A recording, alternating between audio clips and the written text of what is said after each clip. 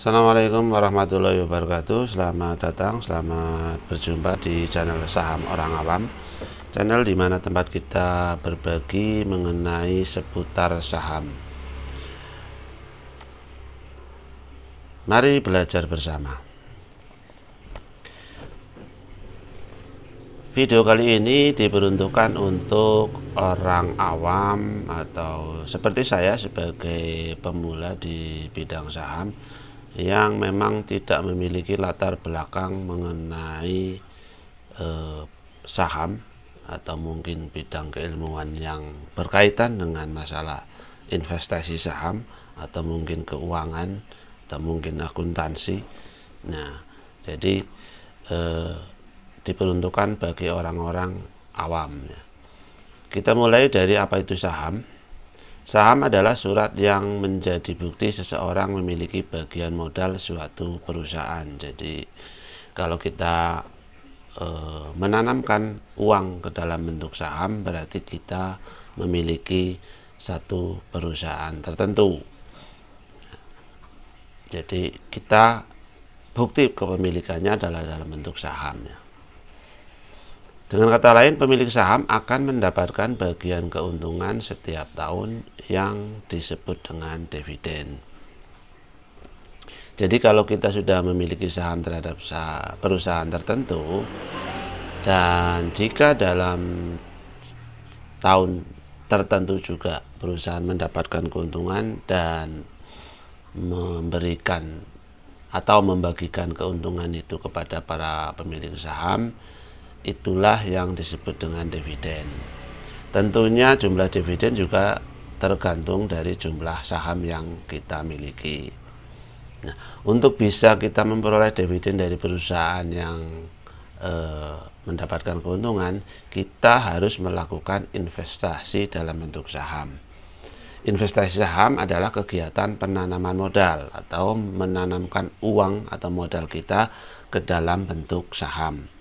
Kemudian kegiatan dilakukan dengan pembelian saham terhadap perusahaan tertentu. Jadi investasi saham itu kegiatannya adalah dengan pembelian saham di perusahaan tertentu, yaitu perusahaan yang sudah terbuka atau istilah lain adalah go public, dan menjual sahamnya di pasar modal.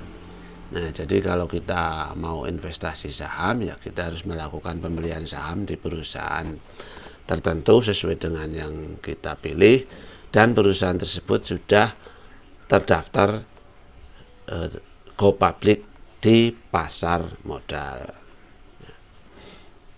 Intinya adalah sebanyak itu. Jadi buat teman-teman yang ingin berinvestasi di saham, ya silahkan membeli sahamnya. Kemudian apakah perorangan dapat memiliki saham? Ya tentu jawabannya adalah sangat bisa, ya karena memang saham di samping dibeli oleh korporasi atau perusahaan, juga bisa dimiliki atau dibeli oleh perorangan seperti saya dan teman-teman semuanya ya.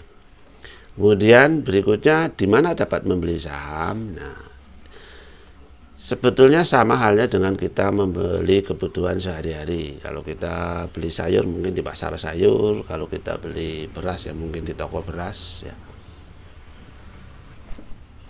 Kembali lagi, di mana dapat membeli sahamnya? Untuk kita bisa membeli saham dan juga bisa menjual kembali di saham, posisinya ada di pasar. Pasarnya adalah pasar modal atau pasar saham atau pasar efek ya, yang memang sebagai tempat untuk melakukan jual beli saham atau modal. Nah, kalau di Indonesia adalah IDX atau Indonesia Stock Exchange atau Bursa Efek Indonesia. Ini kalau di Indonesia. Kalau di luar negeri masih namanya ada juga ya di luar negeri, tapi yang kita bahas adalah yang di Indonesia ya. Jadi di Indonesia namanya adalah Bursa Efek Indonesia. Nah, kemudian bagaimana cara kita membeli saham di Bursa Efek Indonesia? Nah, ini skemanya. Anda atau kita, teman-teman atau saya yang sebagai pemula itu bisa membeli saham melalui perantara, yaitu perusahaan sekuritas. Baru perusahaan sekuritas akan menuju ke Bursa Efek Indonesia atau pasar modal sesuai dengan perusahaan atau saham perusahaan yang kita kehendaki. Jadi kita melakukan pembelian saham itu melalui perusahaan sekuritas yang memang pekerjaannya dalam membantu kita, menjembatani kita, mewakili kita untuk bertransaksi di Bursa Efek Indonesia. Ya, intinya adalah kita tidak bisa langsung membeli saham di Bursa Efek Indonesia. Ya. Kemudian kita selanjutnya adalah perusahaan sekuritas, tempat kita melakukan pembelian atau tempat perantara kita dalam membeli saham atau menjual saham. Nah, perusahaan sekuritas di Indonesia itu banyak, mungkin ratusan ya, atau ya bukan mungkin lagi, memang ratusan. Dan itu sebagai contohnya itu ada BNI, Mandiri, BCA dan sebagainya ya, ada Indo Premier dan sebagainya. Itu bisa teman-teman pilih sesuai dengan suka hati teman-teman semuanya mau menggunakan perusahaan sekuritas mana, dan bisa dilakukan secara online sekarang ya. Tentunya perusahaan sekuritas itu adalah yang sudah terdaftar di IDX dan juga diawasi oleh OJK ya, sehingga kita bisa mendaftar di perusahaan yang sudah terdaftar di IDX dan di OJK. Nah, bisa dilakukan dengan secara online, tidak seperti dulu kita harus datang ke perusahaan di mana kantor berada. Nah, pada saat kita sudah mendaftar, nanti kita akan mendapat atau diberikan dalam bentuk namanya RDN. RDN adalah rekening dana nasabah.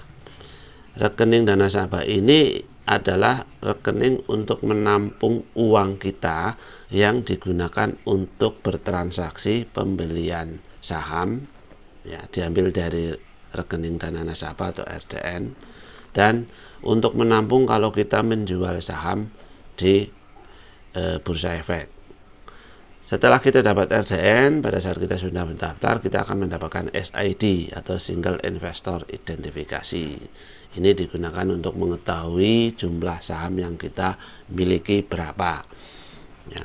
Intinya adalah bahwa kita pada saat kita mendaftar di perusahaan sekuritas, sekali lagi perusahaan sekuritas yang harus sudah terdaftar di IDX dan diawasi oleh OJK, bisa dilakukan secara online. Untuk mengetahui perusahaan sekuritas apa saja yang sudah terdaftar di IDX, silahkan di webnya Bursa Efek Indonesia. Kemudian kita sebagai orang awam pasti akan bertanya, apakah harus memiliki uang yang besar? Ya, syukur alhamdulillah kalau kita memiliki uang yang besar atau yang banyak, sehingga kita bisa membeli saham dalam jumlah banyak, atau mungkin membeli saham terhadap beberapa perusahaan yang sudah listing di Bursa Efek atau sudah terdaftar di Bursa Efek, atau sudah menjual sahamnya di pasar modal atau Bursa Efek Indonesia.